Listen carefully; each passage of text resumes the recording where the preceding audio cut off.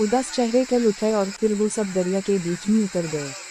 पुरसुकून ठंडा मीठा ताज़ा पानी पाँव बगुने लगा और फिर मोबाइलों के कैमरे चटकने लगे, सेल्फियाँ उतरने लगी। ये एक ही खानदान के सयाह थे जो भूल चुके थे कि सूबाई गवर्नमेंट ने दफ़ा 144 लगा रखी है।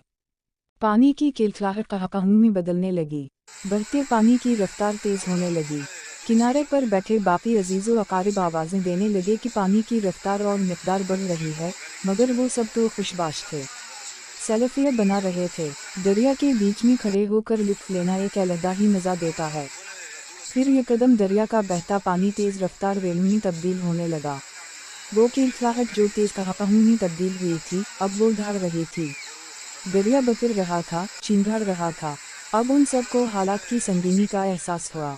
किनारों पर खड़े बाकी रिश्तेदार चीख चीख कर कहने लगे कि किनारे पर आ जाओ, मगर हवास बाफ्ता सया बजाए कि किनारे पर आते वो दरियाई पत्थरों के लंबे ढेर पर जा खड़े हुए। अब दरिया ने अपना असल रूप दिखाना शुरू कर दिया। पानी की तेज़ तरीन लहरें ऊंची होने लगीं और पत्थरों का लंबूतरा ढेर पानी में डूबने लगा। पत्थर सिरकने लगे। वो सब खुदा के आगे जिगराते हुए एक दूसरे का हाथ पकड़े हुए थे, मगर कुछ ही देर बाद हाथ छूटने का वक्त सर पर आ गया।